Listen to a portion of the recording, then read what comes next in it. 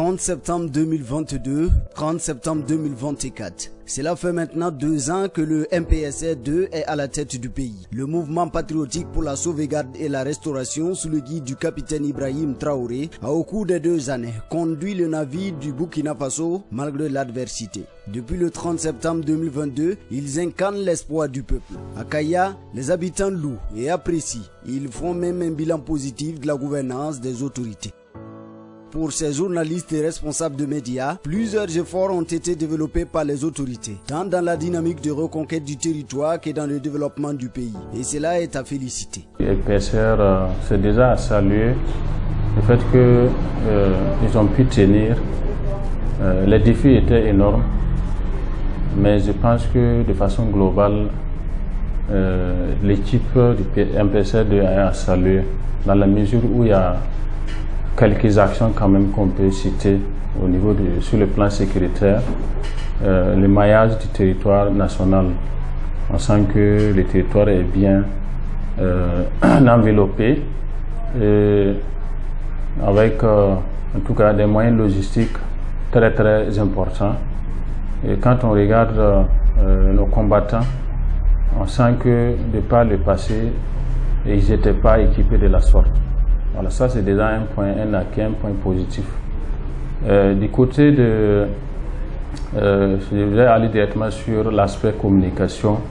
On a vu qu'il y a eu un virage qui a permis de mobiliser les gens vers une même direction. Comme on l'a dit, pour gagner la guerre, il faut gagner la guerre de la communication. C'est très important. On voit que là-bas également il y a des efforts qui ont été faites pour pouvoir appeler tous les médias du Burkina à accompagner l'initiative, à accompagner les efforts du président et des forces combattantes, à les encourager et à tenir un message positif.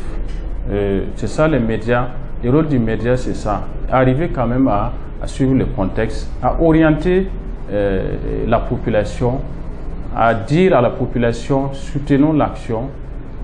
Après la guerre, quel qu'en soit ce qui va arriver, nous devons gagner la guerre. Voilà. On a des réalisations, notamment avec l'APEC, qui va permettre en tout cas à des milliers de jeunes d'avoir de l'emploi. Ça, c'est vraiment un point fort qu'il faut souligner. Il y a également des usines qui sont en train d'être créées, et du côté donc de l'armement, on voit vraiment un grand effort. On peut parler également de l'offensive agro-pastorale avec la campagne agricole 2024-2025. On a vu vraiment des tracteurs qui ont été mobilisés pour accompagner les populations. Je me rappelle lors d'un reportage dans la région du Centre-Nord, on m'a fait savoir que le Centre-Nord a reçu 11 tracteurs pour labourer gratuitement des champs pour des personnes vulnérables, des PDI, des sociétés coopératives, etc. Donc on peut dire que c'est vraiment un bilan positif. Certains jeunes de la ville de Kaya pensent qu'avec cette dynamique, leurs problèmes trouveront des solutions. Car, disent-ils, le président du Faso et son gouvernement sont dans une vision où tous les jeunes peuvent vraiment s'en procurer des opportunités pour quitter le chômage.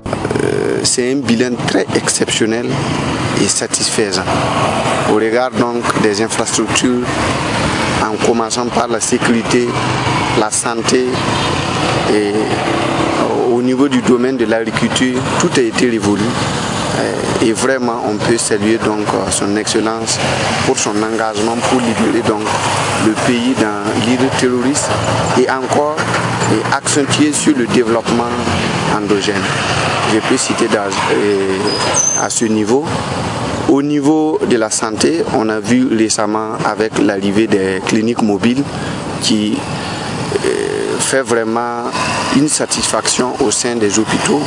On peut encore citer au niveau de l'agriculture l'arrivée vraiment des tracteurs qui a vraiment était une chose que le monde paysan a vraiment apprécié par l'arrivée de ces tracteurs. On a vraiment arrivé à labourer de façon gratuite toutes les espaces cultivables de la région du Centre-Nord.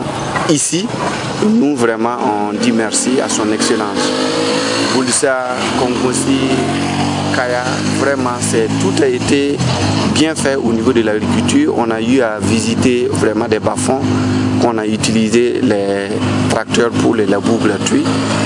Vraiment c'est très satisfaisant.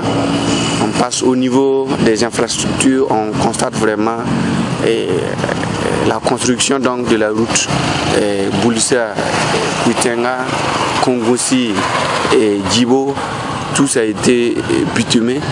Donc on passe là-bas partout, je peux dire, il n'y a pas un bilan comme ça que moi je peux faire, tout a été exceptionnel, c'est très satisfaisant et on lui remercie vraiment pour cet engagement.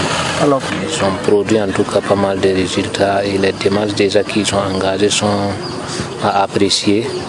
Et si c'est à citer, nous pouvons citer entre autres les équipements militaires que nous avons vus présentés à la RTV. Nous avons en tout cas l'APEC qui est là, qui va en tout cas aider la jeunesse à se défendre économiquement. Et nous avons également vu des tricycles qu'ils ont partagés avec l'initiative présidentielle. Nous avons encore vu des machines en tout cas à bitumage, des voies qu'ils ont amenées et tout ça là c'est pour recruter des jeunes qui vont conduire ces machines et ça va en tout cas soulager un temps soit peu l'économie, ça va soulager un temps soit peu le chômage et aider la jeunesse à se départir d'elle-même. Sur le plan de la sécurité, ces jeunes gens félicitent les forces de défense et de sécurité, ainsi que les volontaires pour la défense de la patrie pour leurs efforts menés sur le terrain. Ils les rassurent quant à leur soutien. De garder le courage, c'est de leur dire que les citoyens du village jusqu'en ville soutiennent leur action. Les citoyens burkinabés ont du cœur avec eux dans les prières, dans les sommets, dans toutes les actions que nous menons. Je pense que nous avons au cœur, nous nous réveillons avec l'esprit de soutenir, par exemple, avec des messages forts, avec des encouragements envers ces combattants-là. Merci pour le travail qu'ils abattent jour et nuit pour que nous, populations dans les villes, nous puissions vraiment travailler dans la paix et dans la quiétude. Ce sont les forces de défense et de sécurité qui combattent sur le terrain pour que la paix revienne. Donc, ce que je peux leur dire, c'est leur dire merci vraiment pour cet effort et demander à tous ceux-là qui peuvent vraiment les soutenir de vraiment leur apporter du soutien. On leur dit merci, un soutien indéfectible.